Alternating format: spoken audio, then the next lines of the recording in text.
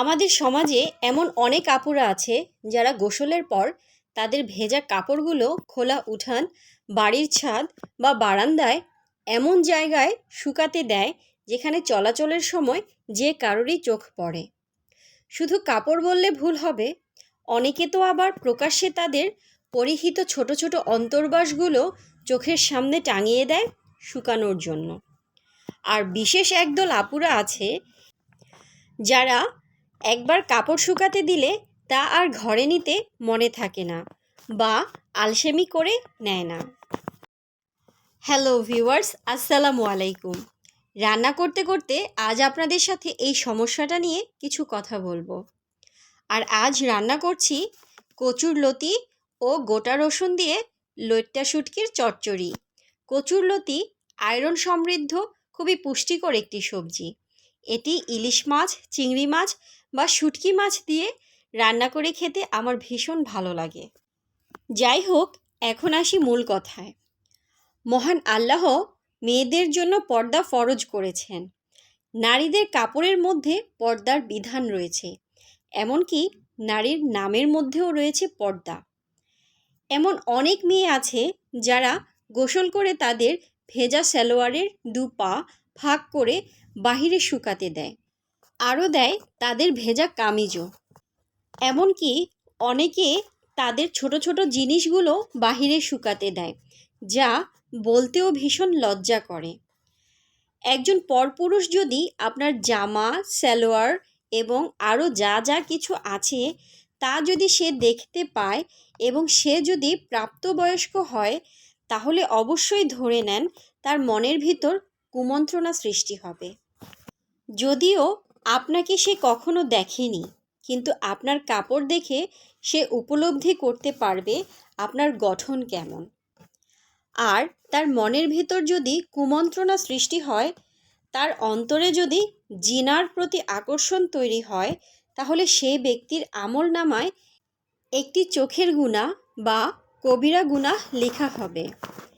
এমনকি আপনার আমলনামায়ও এক ভাগ গুনাহ লেখা হবে, কারণ এর জন্য আপনিই দায়ী। আর একটি কবিরা গুনাহ যথেষ্ট জাহান্নামে যাওয়ার জন্য, নাউজুবিল্লাহ। মহান আল্লাহ পবিত্র কোরআনে ইরশাদ করেছেন, তোমরা প্রকাশ্যে গোপন পাপ বর্জন করো। যারা পাপ করে অচিরেই তাদেরকে তাদের পাপের শাস্তি দেওয়া হবে। সূরা আনআম আয়াত 120। তাই আপনারা গোসল করে কাপড় এমন জায়গায় শুকাতে দিবেন যেখানে কোনো পরপুরুষ দেখতে পাবে না।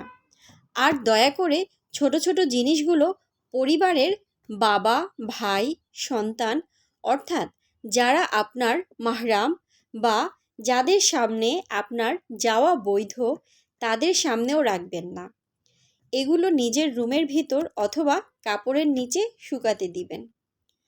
মনে রাখবেন, লজ্জা ঈমানের অংশ। নবী করিম সাল্লাল্লাহু আলাইহি ওয়াসাল্লাম ইরশাদ করেছেন, ঈমানের 60-এর অধিক শাখা রয়েছে, আর লজ্জা হচ্ছে ঈমানের অন্যতম একটি শাখা। যার লজ্জা নাই তার ঈমানের মধ্যেও কমতি আছে, এটাই প্রমাণিত। হে আল্লাহ, আমাদের সকল মা ও বোনদেরকে আপনি এসব বুঝিয়ে এর উপর আমল করার তৌফিক দান করুন। এখন অনেক আপুরাই বলবেন, তাহলে কাপড় শুকাবো কোথায়? যাদের বাসায় কাপড় ধোয়ার ওয়াশিং মেশিন আছে, সেই মেশিনের মাধ্যমেই 80% কাপড় কিন্তু শুকানো হয়ে যায়। আর রইল বাকি 20%, সেটা আপনি আপনার বেডরুমে জানালার গ্রিলের সাথে পর্দার নিচেও শুকাতে পারেন। আর যাদের ওয়াশিং মেশিন নেই, বারান্দায় বা বাড়ির ছাদে বা বাড়ির উঠানে কাপড় শুকাতে হয়, তারা চেষ্টা করবেন বাড়ির পুরুষরা যখন কাজে বের হয়ে যায় এরপর কাপড় শুকাতে। বা যদি সম্ভব না হয়, তাহলে কাপড়গুলোকে একটা সাইড করে মেলে দিয়ে কাপড়ের ক্লিপ দিয়ে আটকে কিছুক্ষণ পর পর উল্টে পাল্টে তাড়াতাড়ি করে শুকিয়ে ঘরে নিয়ে যাবেন। এটা আমি আমার অভিমত জানালাম। ইচ্ছা থাকলেই উপায় হয় আপুরা। আপনারা চাইলেই যে কোনোভাবে এই সমস্যাটার সমাধান করতে পারেন। কাল হাসরের ময়দানে আপনার জবাবদিহিতা আপনাকেই করতে হবে। আপনার জন্য কেউ সুপারিশ করবে না। আপনার ভালো মন্দ পাপ পুণ্যের হিসাব আপনাকেই দিতে হবে।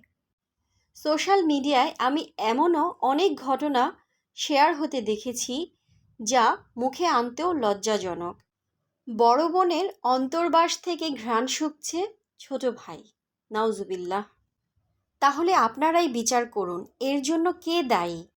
আমার আজকের এই ভিডিওর মাধ্যমে আমি আমার অভিমত পোষণ করেছি। কোথাও কোনো ভুল ত্রুটি হলে বা কাউকে কোনো কষ্ট দিয়ে কথা বলে থাকলে ক্ষমা সুন্দর দৃষ্টিতে দেখবেন।